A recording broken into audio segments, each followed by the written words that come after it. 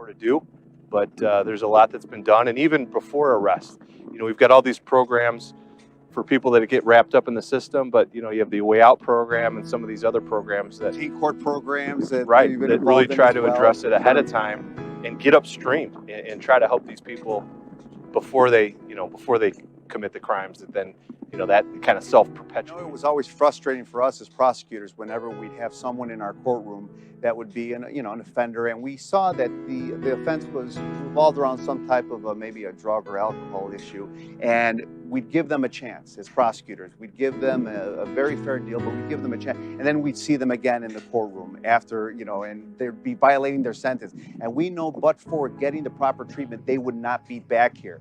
And I think by having these alternative prosecution programs and these drug courts and mental health courts, you're really doing something here. You're really helping the community. Culturally, as a society, the whole mental health thing is kind of taboo. You don't even talk. You're right. You don't talk about it at your dinner table, much less in the courts of men. You just don't want that coming up. But if it's going to help solve and resolve this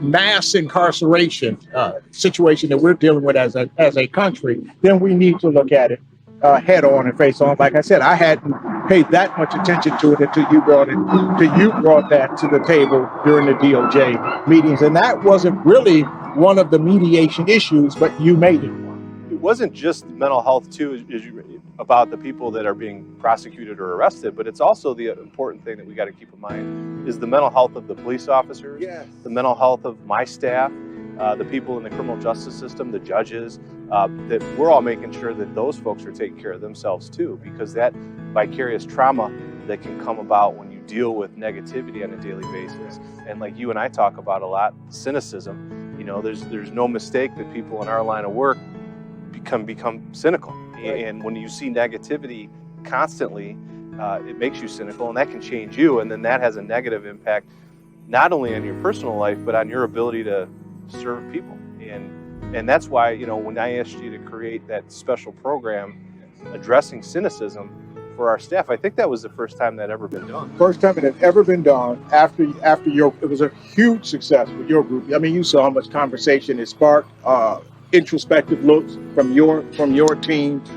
As a result of that, Chief Walls wanted us to train his 100 officers on it, and we've got many requests as we set that outline out. But you and I, when you said, hey, let's do something on cynicism, and we scripted it out, outlined it.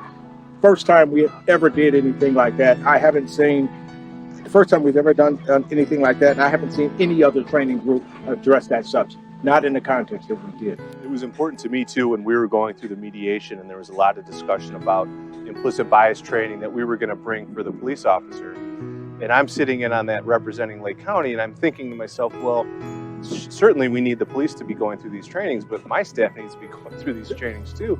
And prior to that, our office, I don't think had ever done diversity training. Julio, and we've never done it, and I actually want to make sure that we line something up so maybe that the private bar can have a training seminar for cynicism, because these types of seminars for diversity, for cynicism, is something I don't think we ever would have dreamed of happening at the Lake County State's Attorney's Office when we were there. I mean, we just didn't have these training seminars, but it's showing your motive here, and that's to keep your employees, the prosecutors, healthy mentally, just to understand that they always have their eye on the goal, and that is that they are seeking justice, not merely to convict.